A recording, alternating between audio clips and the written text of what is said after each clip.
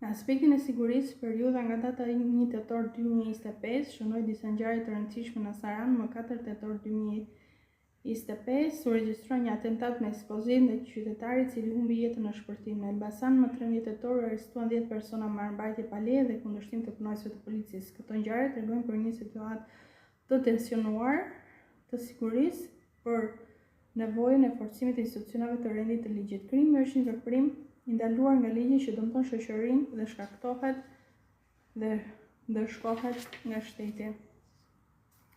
Krimi është një veprim që shkel ligjin, dëmton shoqërinë dhe cënon rendin demokratik ndaj lufta kundër tij detyra e përbashkët e institucioneve dhe qytetarëve. Siguria është gjendje e mbrojtjes nga çdo rrezik që mund të kërcënojë jetën, pronën, rendin shoqëror.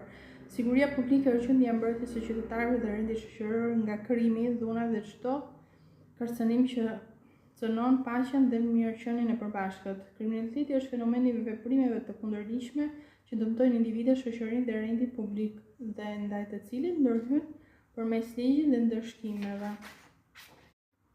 Gjatë vitit 2025, Shqipëria ka përballuar sfida të rëndësishme në fushën e krimit dhe pse disa kategori krimesh kanë shënuar ulje, ka pasur rritje të formave më të sofistikuara të kriminalitetit, si krimet financiare, korrupsioni, abuzimet online.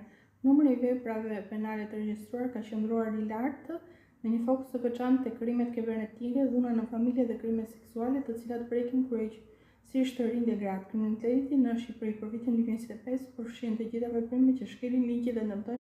Kriminaliteti në Shqipëri në vitin 2025 përfshin të gjitha veprimet që shkelin ligjin dhe dëmtojnë individët, komunitetin dhe rendin publik. Të thënat e raportuara tregojnë se numri i autorëve të dyshuar ka qenë i lartë, me dominim të meshkujve dhe grup moshës 30 deri në 44 vjeç. Ndërkohë, të dëmtuarit nga krimet janë rritur, duke reflektuar sfidën e institucionit të drejtësisë për të garantuar parandalimin dhe ndërshkimin e krimeve.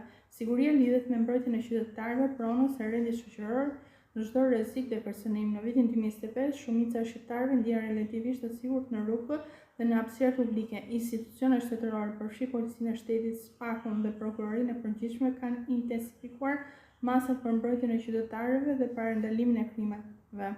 Viti 2025 shënon një fazë transformimi në fushën e krimit dhe sigurinë publike në Shqipëri. Krimet marrin një forma më të sofistikuar, ndërsa institucionet shtetërore po përmirësojnë mekanizmat e ndjekjes penale dhe sigurinë publike. Qytetarët raportojnë